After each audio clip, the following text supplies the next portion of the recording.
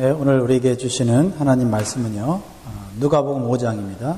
누가복음, 신약성경 누가복음 5장 1절에서 11절 말씀까지 교독하도록 하겠습니다.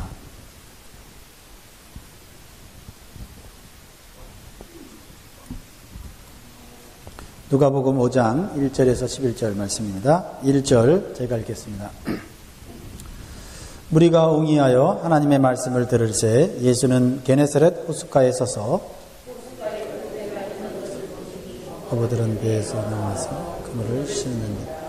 예수께서 한 배에 오르시니 그 배는 시몬의 배라 육지에서 조금 뛰기를 청하시고 앉으사 배에서 무리를 가르치시더니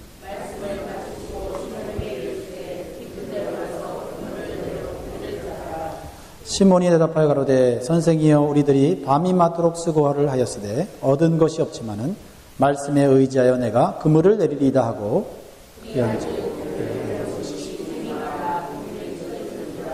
이에 다른 배에 있는 동물을 손짓하여 와서 도와달라 하니 저희가 와서 두 배의 채움에 잠기게 되었더라. 시몬 베드로가 이를 보고 예수의 무릎 아래 엎드려 그러되 주여 나를 떠나소서 나는 죄인으로 소이다 하니 이는 자기와 및 함께 있는 모든 사람이 고기 잡힌 것을 인하여 놀라고 들어서 시몬의 동역자인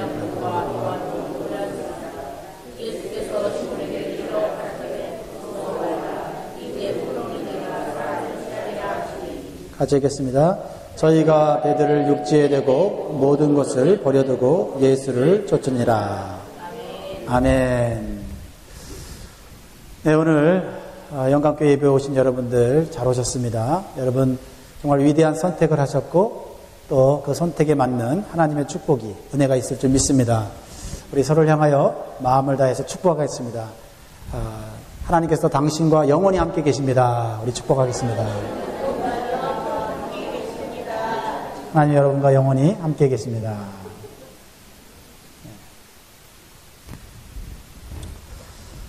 사람은 누구나 욕구를 가지고 태어납니다. 그래서 그 욕구가 채워지지 않으면 어떻게 할까요? 좌절하게 되죠. 그리고 울거나 짜증을 내게 됩니다. 또 우울해지거나 또 어떤 경우에는 심하게 화를 내게 되죠. 특별히 그 아이들을 보면 아이들이 욕구가 채워지지 않았을 때 얼마나 그 아이들이 짜증을 내고 울고 소리를 내는지 모릅니다. 그만큼 사람의 욕구가 대단한 거예요. 그런데요, 사람의 욕구가 채워지면 얼마나 만족할까요? 잠시 만족하다가 또 다른 욕구를 채우려고 하는 것이 사람의 욕구예요. 그 욕구가 채워지면 거기에 만족하지 않고 또 다른 욕구를 채우려고 얼마나 애를 쓰는지 몰라요. 여러분, 우리의 욕구가 얼마만큼 채워져야 우리가 만족하고 행복하겠어요? 이러한 인간의 욕구를 연구한 심리학자들이 있는데요. 많은 분들이 계세요. 그런데 미국의 유명한 심리학자인 에브라임 메슬로우라는 심리학자가 있는데 인간의 욕구를 5단계로 얘기하고 있거든요. 근데 상당히 설득력이 있어요. 저한테는 이분이 사람의 욕구를 잘 설명한 것 같아요. 첫 번째 욕구가 뭐냐면 생리적인 욕구예요. 의식주에 대한 욕구라고 말할 수 있는데 먹고 자고 쉬고 싶은 그런 욕구. 오늘 아침에도 제가 운동을 했는데요. 운동하고 났더니 땀이 뻘뻘 나더라고요. 그랬더니 목이 굉장히 마른 거예요. 목이 마르면서 제 안에 어떤 욕구가 생기냐면 물을 먹고 싶다는 욕구가 강렬하게 나오는 거예요. 그래서 물을 벌컥벌컥 마셨어요. 만족스러웠어요. 물을 먹고 나니까 배가 고픈 거예요. 그래서 아내에게 밥을 빨리 차려달라고 아우성을 쳤습니다. 1분만 늦게 밥을 차려도 막 속에서 짜증이 나죠. 밥을 열심히 먹고 배가 딱 부르니까 말이죠. 만족해야 되는데 몸이 노근노근 하면서 피곤해지는 거예요. 근데 오늘이 무슨 날이에요? 주일이잖아요. 교회 가야 되는데 몸은 자고 싶고 쉬고 싶은 거예요. 그것을 이기고 나온 줄 여러분 믿으시기 바랍니다. 제가 대단한 사람이에요. 욕구를 이기고 나왔어요. 이게 생리적인 욕구예요. 두 번째 욕구는요, 안전에 대한 욕구입니다. 사람이 이제 먹고 살만하면 이제 좀 안전해지고 싶은 마음이 있어요. 그래서 안전한 차, 안전한 집, 안전한 환경에서 살고 싶어하는 안전에 대한 욕구가 있어요. 그래서 사람은 배만 부르다고 사는 게 아니에요. 어떤 위험이나 위협으로부터 좀 내가 보호받는다는 느낌을 받아야 살아요. 세 번째 욕구는요, 애정과 소속감의 욕구가 있어요. 사람은 사회적 존재이기 때문에 인간과 교제를 통해서 사랑을 느끼고 우정을 느껴야만 살 수가 있어요. 그리고 어느 집단에 소속이 되어서 소속감을 갖게 될 때 사람은 행복을 느끼게 되어 있습니다. 그래서 가족과 또 친구와 이웃과 좋은 관계를 맺고 살아가려고 애를 쓰는 것이 인간의 욕구예요. 네 번째 욕구는요, 자기 존중의 욕구예요. 이게 참 중요해요. 자기 존중의 욕구. 사회의 구성원으로서 자기가 인정받고 자기가 괜찮은 사람이라고 하는 그러한 말을 듣고 싶어요. 그래서 많은 사람들은 이 앞에 세 단계의 욕구가 이루어지면 어떤 위치에 오르고 싶고 어떤 좋은 신분을 갖고 싶어하는 마음이 있어요. 그래서 권력을 얻거나 명예를 얻으려고 하는 욕구가 생기게 되는 것입니다. 마지막 욕구인 다섯 번째는 자아실현의 욕구인데요. 자신의 재능과 잠재력을 가지고 열심히 노력해서 자기가 원하는 꿈을 이루는 거예요. 목표를 이루는 거예요. 그런데 이 다섯 번째 욕구인 자아실현의 욕구는 매우 강해서 자기가 원하는 목표를 이루고 나면 더 자신감이 생기고 그래서 더 높은 곳으로 올라가려고 하는 그 욕구가 강렬하게 일어나는 성장에 대한 욕구입니다. 이러한 욕구들은 사람이라면 누구에게나 갖고 있는 욕구죠. 저는 이 인간의 욕구에 대한 연구가 상당히 우리 모든 사람들에게 설득력이 있다고 생각합니다. 이런 욕구들이 또 좋은 방향으로 이렇게 해결된다면 건강한 인격을 가진 사람이 될 것이 분명해요. 그럼에도 불구하고 한 가지 잘 설명하지 못한 부분이 있어요. 그것은 바로 인간의 영적 욕구라는 거예요. 인간의 영적 욕구. 사람들은 느끼지 못하지만 그 영적 욕구라는 것이 있어요. 하나님을 찾고자 하는 영적 욕구를 다른 것으로 채우려고 할 때 잠시 채워지는 것 같지만 다시 불만을 느끼게 되고 불안을 느끼게 되고 근심과 걱정에 빠지게 되는 것입니다. 또는 지나친 욕심에 빠져서 타락할 가능성도 있어요.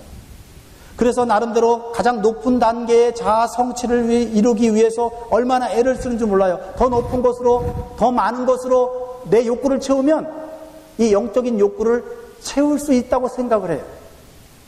그런데 가장 높은 곳에 이르러서 내가 원하는 것을 이루었을 때 인간은 허무를 느끼고 그곳에 아무것도 없다는 걸 느껴요. 그때 내가 채워야 될 것은 육적인 욕구가 아니라 영적인 욕구라는 사실을 깨달으면 다행이고 깨닫지 못하면 불행한 삶으로 인생을 마치면서 마지막에 하는 얘기가 참 인생 허무하다 이렇게 얘기합니다. 근데 영적인 욕구가 채워진 사람들은 결코 죽을 때 허무하다고 말하지 않아요. 만족스럽고 행복하다 말하는 거지요. 그래서 유명한 과학자여 수학자였던 파스칼은 이렇게 고백하였습니다. 인간의 마음은 어떤 피조물로도 어떤 것으로도 채울 수 없고 오직 창조주 하나님에 의해서만 채워질 수 있으며 예수 그리스도에 의해서 계시된 하나님의 형상을 한 빈 공간이 존재한다 이렇게 말하고 있어요. 세상의 어떠한 것으로 인간의 어떠한 욕구로 채울 수 없는 그러한 God-shaped vacuum이 있다 이렇게 말하고 있어요. 오늘 본문을 통해서 육적인 욕구만을 채우려고 나아오는 인간들에게 영적인 욕구를 채워주시려고는 예수님의 모습을 보게 됩니다. 오늘 이 말씀을 통해서 우리가 우리의 신앙이 한 단계 성숙해질 수 있으면 좋겠습니다. 오늘 본문의 배경은 바로 호숫가예요. 여러분 호숫가를 생각하세요. 게네사렛 호숫가. 다른 말로는 갈릴리 바닷가라고도 말을 합니다. 1절 말씀을 읽어볼까요? 여러분을 바닷가로, 호숫가로 여러분을 초대합니다. 시작. 무리가 옹이하여 하나님의 말씀을 들을새 예수는 게네사렛 호숫가에 서서. 여러분, 한 가지 질문을 하고 시작을 할게요. 예수님은 이 게네사렛 호숫가에 의도적으로 오셨을까요? 아니면 우연히 들렸을까요? 네. 예수님이 게네사렛 호숫가로 오시자 많은 사람들이 모였어요. 왜냐하면 그들은 예수님을 통해서 자신들의 육적인 욕구를 채우려고 온 것입니다. 예수님께서는 이 땅에 오셔서 병들어 고통받고 마음에 상처받은 자들에게 치유의 은혜를 베푸셨고 놀라운 말씀으로 마음의 위로와 기쁨을 주셨어요. 그래서 사람들은 예수님을 매우 훌륭한 선생님이라고 여겼어요. 예수님같이 인간을 이해하고 인간의 마음을 위로해주는 분이 없었기 때문에 그래요. 그래서 예수님을 랍비라고 사람들은 불렀어요. 선생님이라고 불렀습니다. 여러분, 예수님을 선생님이라고 부르는 것이 합당하다고 생각하세요? 네. 그러나 예수님을 모르는 사람들은 그래도 예수님을 가장 훌륭한 선생님이라고 여기고 있습니다. 몸과 마음을 새롭게 하시는 예수님의 능력으로 자신들의 육적인 욕구를 채우고자 온 것입니다. 자연스러운 거죠. 인간의 욕구, 병들었으면 낫고자 하는 욕구, 그죠? 배고프면 배부르고자 하는 욕구, 가진 것이 없으면 가지고자 하는 욕구, 자연스러운 거 아닙니까? 그러한 욕구를 예수님으로부터 채우려고 왔단 말이에요. 그러나 예수님은 육적인 욕구만이 아니라 영적인 욕구까지 채워주시려고 이 땅에 오셨다는 거예요. 그래서 육적인 욕구만을 채우려고 왔던 사람들에게 예수님은 이렇게 말씀하셨어요. 요한복음 6장 26절로 27절에 예수님이 하신 말씀이에요. 시작. 예수께서 대답하여 가라사대 내가 진실로 진실로 너희에게 이르노니 너희가 나를 찾는 것은 표적을 본 까닭이 아니요 떡을 먹고 배부른 까닭이로다. 썩는 양식을 위하여 일하지 말고 영생하도록 있는 양식을 위하여 하라. 이 양식은 인자가 너희에게 주리니 인자는 아버지 하나님의 인치신 자니라. 예수님의 마음을 여러분 이해하시기 바랍니다. 여러분의 육적인 욕구도 채워주실 수 있지만 더 나아가 영적인 욕구를 채워주시려는 분임을 믿으시기 바라요. 그런데 이 갈릴리 호숫가에 베드로란 어부도 함께 있었습니다. 베드로가 거기에 있었던 것은 예수님을 따라온 것이 아니라 베드로가 있는 호숫가에 예수님이 오신 거예요. 그 호숫가는 베드로의 일터였어요. 직장이었고요. 사업장이었어요. 예수님은 우리의 일터, 우리의 직장, 우리의 사업장에 찾아오십니다. 그리고 예수님은 수많은 사람들에게 효과적으로 말씀을 전하기 위해서 두 배가 있었는데 두 배 중에 하나를 선택했어요. 그 배가 베드로의 배였어요. 그리고 그 배에 앉아서 사람들에게 은혜로운 말씀을 전하셨습니다. 오늘 첫 번째 신앙의 단계는요, 말씀을 듣는 자리에 있는 거예요. 어떻게든 어떤 방법이든지 간에 말씀을 듣는 자리에 있는 것, 신앙의 첫 번째 단계예요. 예수님께서는 지금 생리적인 욕구가 채워지지 않은 베드로에게 영적인 욕구를 채우려고 호숫가에 오셨어요. 베드로는 알지 못했죠, 물론. 아까도 말씀드렸지만 사람에게 생리적인 욕구만큼 강렬한 것이 없어요. 식욕과 수면욕은요 매우 강해서 채워지지 않으면 범죄로까지 이어져요. 레미제라블의 장발장처럼 너무 배고파서 도적질을 하게 되죠. 그리고 감옥에 들어가게 되죠. 때로는 이런 생리적인 욕구가 채워지지 않을 때 폭력과 살인으로까지 연결되는 것을 보게 됩니다. 또 밤에 잠을 자지 못하면 어떤 삶의 의욕도 떨어지고 무기력해져요. 모든 것이 귀찮고 정상적인 삶을 살기가 쉽지 않습니다. 혹시 어젯밤에 잠을 못 주무시고 오신 분 계세요? 네, 이 시간 주무세요. 네, 편안하게. 네. 잠 못 자면요, 여러분 사람 신경이 날카롭죠. 그래서 잠 못 잤다 그러면요 건드리지 마세요. 오늘 본문에 베드로는 전문적인 어부로서 매우 허탈하고 우울한 날을 맞이하고 있어요. 왜 그래요? 밤새 자신이 있던 이 고기 잡는 일, 전문적인 기술을 이용하여 열심히 고기를 잡았지만은 한 마리도 잡지 못한 허탈하고 괴로운 아침을 맞이하고 있었기 때문이에요. 아침부터 저녁 늦게까지 발이 부르트도록, 손이 부르트도록 일을 했는데, 여러분, 1달러도 못 벌었다고 생각해 보세요. 네, 그날 기분이 어떡하겠는가. 그리고 베드로는 밤을 새웠기 때문에 매우 피곤하고 배가 고픈 생리적 욕구가 강하게 일어나는 시간대였습니다. 여러분, 베드로 건드리면 안 됩니다, 이럴 때. 그런데요, 이제 우울한 마음으로 배를 정리하고 힘들게 그물을 씻고 집에 들어가 쉬려는 그 시간에 예수님과 수많은 사람들이 호숫가로 몰려온 거예요. 반가웠겠어요? 여러분들이라면 어떤 마음이 들까요? 한편으로는 전문적인 어부로서 자랑할 것이 없는 부끄러운 그런 상황 아니에요? 그래서 가끔씩 피어에 이렇게 가면 낚시하는 사람들이 있어요. 그러면 낚시하는 사람들이 물어봐요. Did you have some catch? Yeah, some fish? 그렇게 물어봐요. 그러면 어떤 사람은 얼굴을 밝게 자신있게 봐? 열어봐? 뚜껑 열어봐? 이런다고. 어떤 사람들은 여기 온 지 3시간, 5시간 됐는데 한 마리도 못 잡았다. 한 마리도.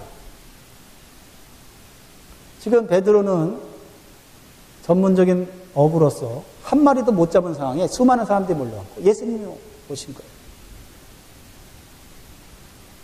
또 다른 한편으로는 피곤한데 사람들이 몰려오니까 짜증스러운 마음이 들 수도 있는 상황이에요. 그런데 예수님께서 여러 사람 중에서 허탈하고 피곤한 베드로에게 배를 빌려달라고 요청하는 거예요. 지금 뭐 하려고 그래요?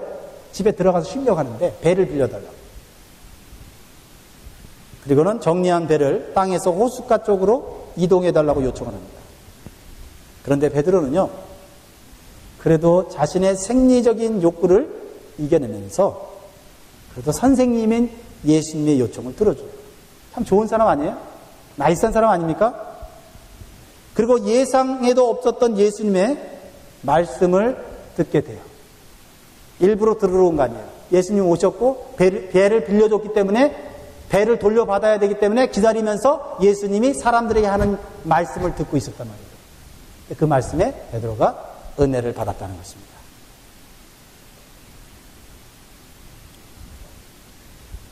이것이 신앙의 출발점이 될 수 있어요. 하나님의 말씀을 듣게 되는 기회는 구원과 영생의 가능성을 주는 기회인 것을 믿으시기 바라요. 그것이 내가 원해서 왔든 또 원하지 않든 누군가에 의해서 끌려왔든 그것이 예수님의 말씀을 듣는 장소라면 그 자리는 축복의 자리인 줄 믿습니다. 아직 그것을 깨닫지 못하고 있을지라도. 그러므로 우리가 이 베드로의 모습을 통해서 생명이신 하나님의 말씀을 듣기 위해서는 생리적인 욕구를 어느 정도는 극복하고 이겨낼 수 있어야 돼요. 다 자고, 다 쉬고, 다 먹고 싶은 거 먹고, 내가 쓰고 싶은 시간 다 쓰고, 예수님 옆에 나올 수 없어요. 세상의 일도 마찬가지고, 세상의 공부도 마찬가지 아니에요? 자신의 생리적인 욕구를 다 채우면서 자기의 삶을 만족스럽게 살 수 있을까요? 하물며 예수님을 만나 영적인 욕구를 채우는 일이 어찌 쉬운 일이겠습니까? 이 육신의 욕구가 얼마나 영적인 욕구를 방해하겠느냐 하는 것입니다. 오늘 이 자리에 오신 여러분들 잘하셨습니다. 이러한 생리적인 욕구를 이겨내고 오셨어요. 그리고 하나님 말씀을 듣는 기회를 지금 얻고 계십니다. 그리고 또 믿음이 자랄 수 있는 기회를 얻게 되었어요. 오늘 이 자리를 여러분의 날로 만드시기를 주의 이름으로 축원합니다. 로마서 10장 17절 말씀에 이런 말씀이 있습니다. 그러므로 믿음은 들음에서 나며 들음은 그리스도의 말씀으로 말미암았느니라. 사랑하는 성도 여러분, 어떤 상황이든지 말씀을 듣는 자리에 있다는 것은 은혜요 축복이에요. 강렬한 생리적인 욕구를 극복하고 말씀을 듣는 자리에 나오기를 기뻐하고 감사하시기 바랍니다. 그러면 그 말씀을 통해 저와 여러분의 믿음이 한 단계 자라게 될 거예요. 두 번째로는요, 말씀을 수용하고 순종하는 베드로의 모습을 보게 됩니다. 그런데요, 말씀을 듣는 자리에 온다고 다 은혜를 받고 다 만족을 누리는 것이 아닙니다. 그 들은 말씀을 깨닫고 받아들이고 인정해야 되죠. 내 귀에 들린 하나님의 말씀이 우리의 육적인 욕구에 맞지 않거나 이해가 되지 않을 때 우리 마음속에는 불편함을 느끼고 거부하려는 움직임이 생깁니다. 오늘 본문의 베드로에게도 이러한 거부감과 불편함이 마음속에 있었던 것으로는 알 수 있습니다. 예수님께서는 사람들에게 말씀을 마치시고 이번에는 베드로에게 개인적으로 직접 말씀을 하십니다. 예수님은 의도적이고 계획적인 말씀이었지만 베드로에게는 예상에도 없던 매우 당황스럽고 상황에 맞지 않는 말씀이었어요. 여러분, 저는 하나님 말씀을 준비할 때 모든 성도들을 생각하면서 말씀을 준비합니다. 어느 한 사람에게, 어느 한 그룹에게 맞출 수 없어요. 또 신앙이 좋은 사람에게 맞출 수 없고 신앙이 또 부족한 사람에게, 연약한 사람에게 맞출 수 없어요. 그래서 한 중간 정도에다 맞춰놓고 전체에게 전합니다. 그럼에도 불구하고 예수님께서는 말씀을 통해서 개인적으로 여러분에게 들려주신 줄 믿습니다. 많은 사람들에게 말씀을 전하신 예수님은 이제 베드로에게 집중하여 베드로에게 말씀하시고 베드로의 삶에 그 말씀을 적용하도록 도전하고 계세요. 그 베드로에게 주신 말씀은 너무나도 마음에 불편하고 거부감이 느껴질 수 있는 말씀이었어요. 4절 말씀을 같이 읽겠습니다. 시작. 말씀을 마치시고 시몬에게 이르시되 깊은 데로 가서 그물을 내려 고기를 잡으라. 여기까지요? 네. 누구의 말씀이죠? 예수님의 말씀입니다. 근데 말이 됩니까? 상식적으로나 전문적인 식견으로는 말이 안 되는 말이죠. 아마 여기서 낚시를 좀 하시는 분이면 아실 거예요. 지금 아침이죠? 그리고 밤새 고기를 잡았지만 호숫가에 고기가 없는 상황이에요. 특히 이 아침 시간에는 깊은 물에는 고기가 없어요. 이거는 베드로가 평생 자신의 사업장인 호숫가에서 경험하고 습득한 것이거든요. 그런데 가만히 생각해 보면요, 이 예수님의 말씀은 베드로의 자존심을 건드리는 말씀이에요. 한 번도 고기를 잡아보지 못한 비전문가인 예수님이 전문가인 베드로에게 상식과 경험에 반대되는 이야기를 하고 있는 거예요. 목수 출신인 예수님이 어부 출신인 베드로를 충고하고 있는 것처럼 들릴 수가 있어요. 여러분 자존심 안 상합니까? 무엇보다도 지금 배를 정리하고 힘들게 그물까지 씻었는데 또 배 타고 나가라는 거예요. 그것도 깊은 데로 가서 그물을 내리라는 겁니다. 상식에도 안 맞고 경험에도 안 맞고 어떤 전문적인 지식에도 안 맞아요. 근데 예수님이 차라리 식사 대접 좀 해달라 그러면은 그거는 할 수 있어요. 피곤함을 무릅쓰고 할 수 있어요. 이 베드로가 여기서 잠깐 예수님의 말씀을 오해했다면, 베드로의 마음이 건강하지 않았더라면 이렇게 생각할 수도 있어요. 예수님이 나를 무시하는 거예요 하고 상처받을 수 있어요. 왜냐하면 베드로가 지난밤 전문가로서 밤새 고기 잡았는데 실패했어요. 전문가가 실패하고 나면요, 다른 사람보다 훨씬 더 상처를 많이 받아요. 자존심의 상함이 큽니다. 그런데 예수님이 다른 거 안 건드리고 또 고기 잡으러 나가는 거예요. 그것도 밤이 아니라 낮에 깊은 데 가서 그물을 내리라고 하는 거예요. 이게 예수님, 내가 고기 못 잡은 거 보고 나 놀리시나? 내가 그래도 전문가인데 내가 한 번 실수, 두 번 실수는 하지만 세 번 실수할 만큼 내가 어리석지 않은데 예수님, 내가 실패했다고 나를 지금 조롱하는 것은 아닌가? 생각할 수도 있겠죠? 여러분들은 안 그럴 거예요. 그렇게 생각할 수 있는 사람도 있다는 거예요. 마음이 건강하지 않으면 사람이 하는 말을 고지고대로 못 들어요. 예수님의 진실하신 메시지를 못 듣는 거예요. 여러분, 메슬로가 말한 네 번째 욕구는 자기 존중의 욕구가 자기 방식으로 채워지지 않으면 무너질 때 견딜 수 없는 좌절감을 느끼게 돼요. 내가 원하는 방식으로 내가 존중을 받아야만 내가 만족이 되거든요. 사람은 배고픔이 채워지면 자신이 인정받고 존중받기를 원하는 거예요. 하지만 피곤하고 우울했던 베드로는 이상하게도 그날은 예수님 말씀에 순종하고 싶은 마음이 생겼단 말이에요. 왜 이것이 가능했을까요? 이미 예수님의 말씀을 들은 베드로는 예수님이 사람을 무시하는 사람이 아님을 알았기 때문이에요. 또한 예수님의 말씀을 듣고 그 은혜 속에 들어가 작은 믿음이 생겼기 때문입니다. 그러니까 사람이 지금 마음의 상태가 어떠냐가 중요하죠. 내 마음이 은혜가 충만하고 성령이 충만하면요, 누가 뭐라고 해도 별로 상처가 되지 않아요. 근데 내 마음이 초라하고 내 마음이 메마르고 내 마음이 상하고 있으면 나한테 칭찬해도 그 칭찬이 나를 욕하는 것으로 들린다니까요. 하나님의 말씀이 내 안에 들어와서 역사하고 있는 게 중요해요. 5절 말씀 다시 보세요. 여러분들은 이 말씀을 들을 때 어떤 마음으로 받아들이고 싶으세요? 5절 시몬이 대답하여 가로되 선생이여 우리들이 밤이 맞도록 수고를 하였을 때 얻은 것이 없지만은 말씀에 의지하여 내가 그물을 내리리라. 아멘. 베드로는 자신의 불편하고 어려운 생각을 말하면서도 예수님의 말씀에 의지해서 배를 타고 나가서 그물을 내리겠다고 결단을 하고 있어요. 자신의 생각과 경험을 잠깐 내려놓고 주님의 말씀 앞에 순종하는 모습을 보여주고 있다는 거예요. 그 결과가 어떻게 되었는지는 여러분들이 잘 알고 계시잖아요. 제가 요즘 하나님 말씀을 읽으면서요, 너무나도 잘 알고 있는 말씀의 매력을 느껴요. 왜냐면 잘 아는 말씀 다 알고 있다고 생각했는데 잘 아는 말씀, 은혜 받는 말씀 또 읽으면 새로운 하나님의 은혜가 나오는 거예요. 여러분 이거 잘하는 말씀 아니에요? 6절, 7절 결과를 봅니다. 여러분의 삶에 이러한 축복의 역사가 일어나기를 바라면서 같이 읽겠습니다. 시작. 그리한즉 고기를 애운 것이 심이 많아 그물이 찢어지는지라.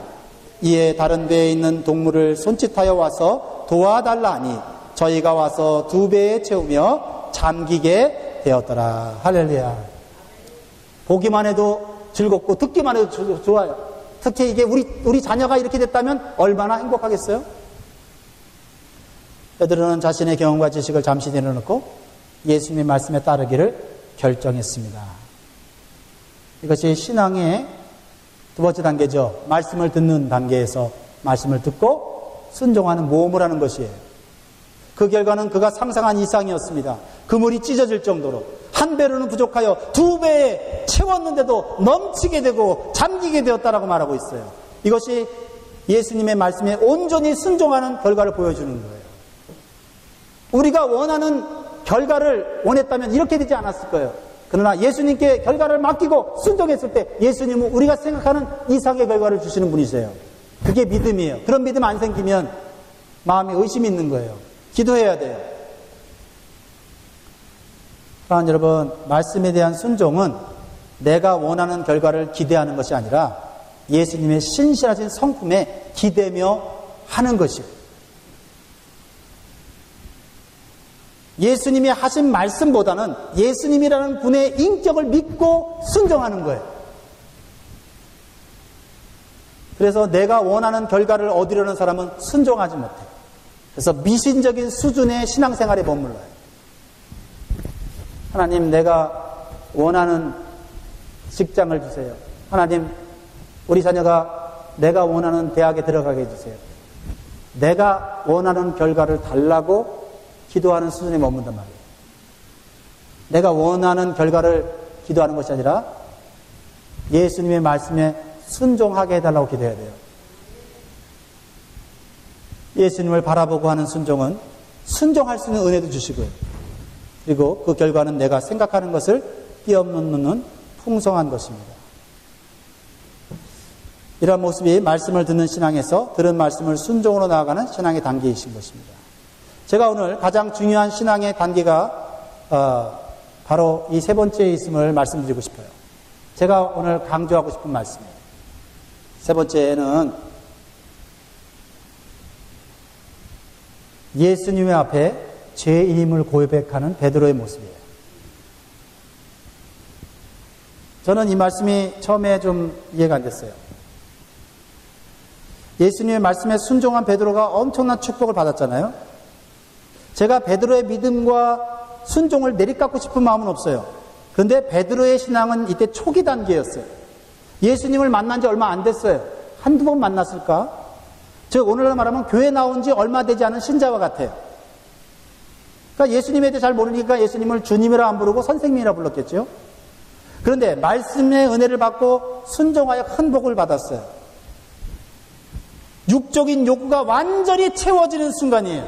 예수님을 통해서 육적인 욕구가, 밤새 잠을 자지 못해서 피곤했고 먹지 못해서 배고팠고 지금 밤새 고기를 잡지 못한, 사업으로 말하면 사업을 실패했는데 예수님이 사업을 일으켜 세워줬고, 직장을 잃었는데 직장을, 더 좋은 직장을 얻게 하셨고, 그래서 이 육신의 이 욕구가 채워진 거예요. 욕구가.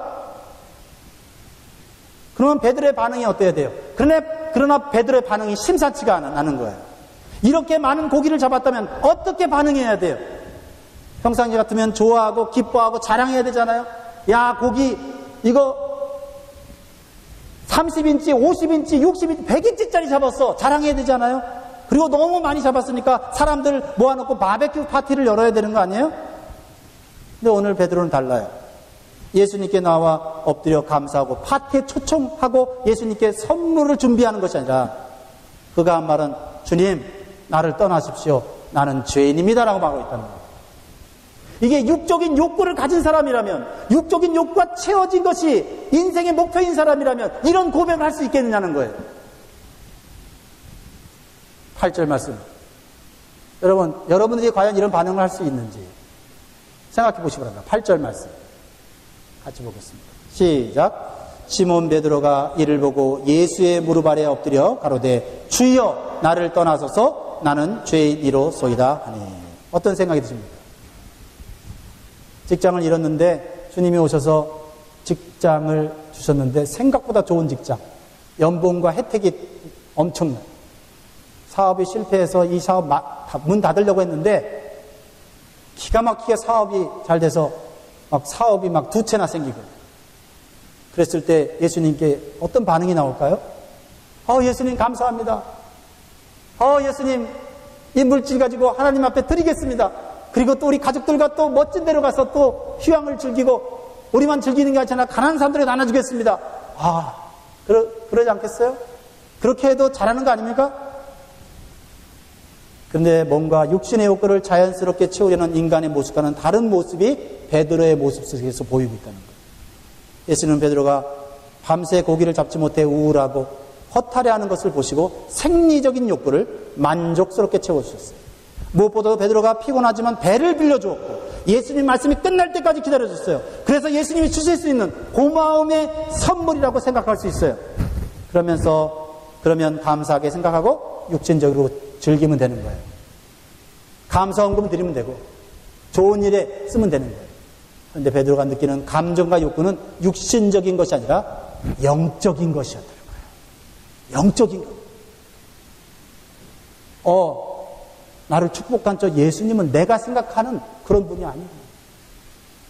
내가 진정으로 만족해야 될 것은 고기 잡음으로 인해서 먹을 것이 해결되고 직장이 해결되고 사업이 잘 되는 것으로 내 인생이 만족될 수 없구나. 그 이상의 뭔가가 있구나. 이러한 베드로의 고백은 어쩌면 주님이 진정으로 의도하신 것이 육적인 축복이 아니라 영적인 축복인 것을 알았기 때문이 아닌가 생각이 듭니다. 예수님은 처음부터 게네사렛 호숫가에 오셨을 때부터 많은 사람에게 말씀을 전했지만, 그러나 한 사람 한 사람에게 맞는 말씀을 준비하고 계셨다는 것이죠. 허탈하고 허무하고 실패한 자에게까지도 주님은 특별한 계획을 가지고 접근하고 계셨다는 말이죠.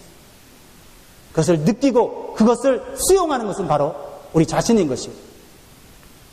예수님을 하나님을 알아보고 예수님을 통해서 육적인 것만 아니라 영적인 욕구를 채울 수 있다는 사실을 깨닫기를 소원합니다. 생각해 보세요. 누가 좋은 직장을 얻었는데 나는 죄인입니다 라고 말할 사람이 있었어요. 누가 사업에 성공했는데 나는 죄인입니다 이렇게 말할 수 있어요. 아마 오늘 이 자리에 오신 분들은 이런 고백이 나올 수밖에 없다는 사실을 알게 될 거예요. 이 세상을 살아가는 것이, 내가 밤새 고기를 잡는 것이, 내가 직장에 나가서 열심히 일하는 것이, 내가 정말 내 지혜와 재능을 가지고 열심히 사업하는 것이 내 힘으로 되는 줄 알았는데 그것이 아니라 주님의 힘으로 먹고 살아간다는 것을 깨닫는 성도들은 그럴 자격이 없는데 나에게 주시는 축복과 은혜를 보면서 주님 감사합니다라는 말보다 주님 나는 죄인입니다 라고 고백할 수밖에 없다는 거죠. 물질적인 축복을 받은 베드로는 잡은 고기가 눈에 보이지 않고 예수님이 보였다는 거예요. 그리고 예수님 앞에 서기에는 너무나도 더러운 죄악들이 마음속에 떠오르는 거예요. 죄라고 여기지 않았던 모든 행위와 자연스러운 육신의 욕구, 생리적인 욕구, 자기 존중의 욕구까지도 하나님 앞에 서니까 대부분이 마음의 죄성과 욕심에서 나온 그러한 행위와 잘못된 감정이었다는 것을 깨닫게 된 것입니다. 심지어는요, 자기가 피곤하지만 예수님께 배를 빌려드리는 친절하고 좋은 사람이라는 것을 스스로 자기가 즐기고 있었을 수도 있어요. 무슨 말이 이해되십니까? 내가 남한테 좋은 일을 주고 그것이 뿌듯해. 그러나 어쩌면 우리는 좋은 사람의 이미지를 가지려고 하는 그것이 우리의 죄성에서 나온 것인지도 모르는 것입니다. 육적인 축복을 받은 베드로가 인생의 주이신 예수님 앞에 자신이 인생의 주인이 되어 살았던 과거의 죄를 고백하고 자신의 영적인 빈곤함과 비참함을 인식하게 되었을 때 그는 많은 물고기가 보이지 않았고 사업의 성공이 눈에 보이지 않았고 내 영적인 욕구가 채워지지 않은 것을 보게 된 것이죠. 그러자 예수님은 그제서야 베드로의 예수님의 본심을 드러내시면서 베드로에게 이렇게 말합니다. 10절 11절 마무리하겠습니다. 예수님 마지막 하고 싶었던 얘기가 이 얘기예요. 시작. 세대의 아들로서 시몬의 동업자인 야고보와 요한도 놀랐습니다. 예수께서 시몬에게 일러 가라사대 무서워 말라 이제후로는 내가 사람을 취하리라 하시니 저희가 베드로를 육지에 대고 모든 것을 버려두고 예수를 쫓으니라. 베드로는 이렇게 해서 예수님의 제자가 되었습니다. 그러나 제자의 길이 완성된 게 아니라 이제 제자의 길을 걷기 시작했던 것입니다. 물질을 쫓아가던 베드로, 예수님을 통해 물질을 얻으렸던 베드로, 사람들에게 좋은 사람으로 인식되려 했던 베드로, 그러나 이제는 인생의 주인이신 예수님을 믿고 쫓아가는 삶으로 나아가기 위해 자신이 섬기던 배를 버리고 가는 결단을 한 것입니다. 우리가 인생의 목표가 뭡니까? 열심히 일해서 은퇴해서 또 남은 재산으로 우리의 육신적 욕구를 마음껏 채우며 사는 것입니까? 꿈꾸는 건 좋지만 과연 그것이 우리의 삶의 만족을 이루어 줄까요? 영적인 욕구가 채워지지 않는 한 멋진 집에서 멋진 RV를 끌어다 놓고 1년에 수차례씩 세계를 돌아다니면서 물질을 쓰고 행복을 누린다 해도 그 마음속에는 결코 진정한 행복이 없어요. 영적인 욕구, 예수 그리스도를 만남으로 예수님이 주시는 참된 평안과 기쁨을 누려야 될 점 있습니다. 같이 한번 기도하겠습니다. 사랑하는 성도 여러분, 진정으로 행복하고 만족스러운 삶을 살기 위해서는 육적인 욕구만이 아니라 영적인 성숙으로 나가는 영적인 욕구가 채워지도록 기도하시기 바랍니다. 우리는 때때로 생리적인 욕구를 뛰어넘어 말씀을 듣는 자리에 힘써 나가는 신앙 단계가 되어야 합니다. 때때로 자신의 존중의 욕구를 내려놓고 어려운 말씀에 상처받으면서도 자존심이 상하면서도 순종하는 단계로 나아가야 합니다. 그리고 삶에 주어진 은혜와 축복에 머무르지 않고 나의 죄악과 욕심을 발견하고 예수님이 원하시는 제자의 삶으로 나아가도록 이 시간 다 같이 기도하겠습니다.